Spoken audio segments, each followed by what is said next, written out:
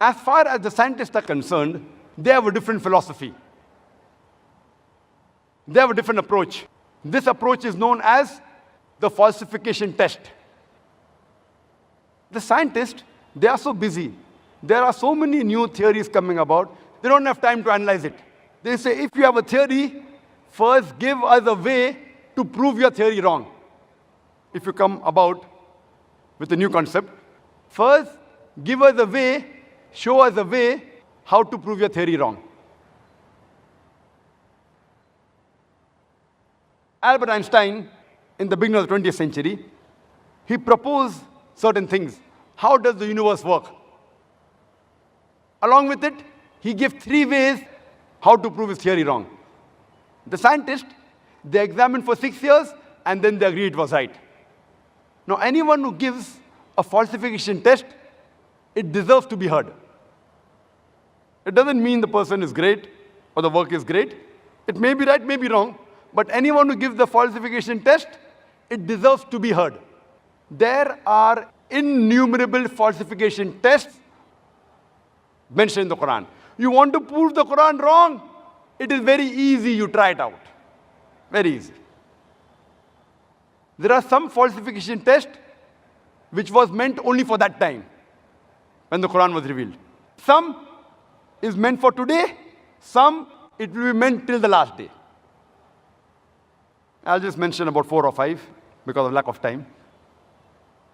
One very good example is about the story of Abu Lahab.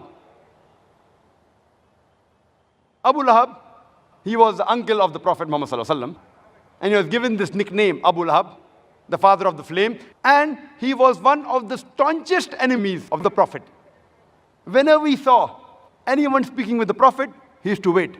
Moment the Prophet left, he used to go to the man and ask him, what did the Prophet say? Did he say black? It is white. Did he say day? No, it is night.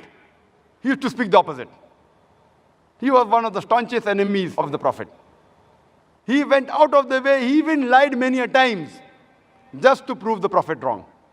Now there is a surah in the Quran by the name Surah Lahab, chapter number 111, which all of us know very well.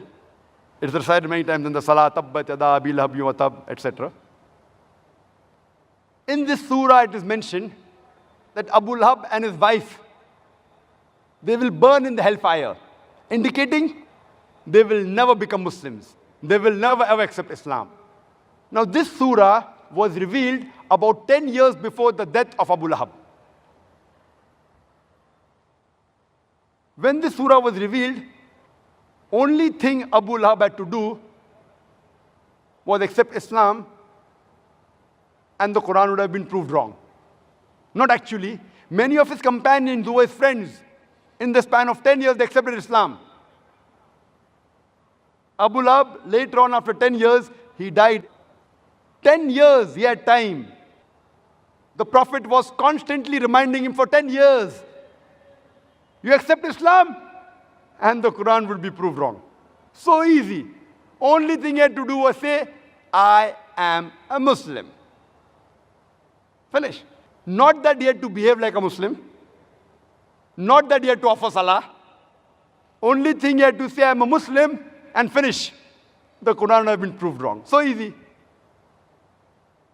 Very easy.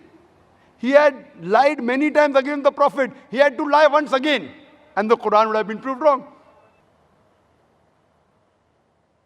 But he could not, because the author of the Quran is Almighty God.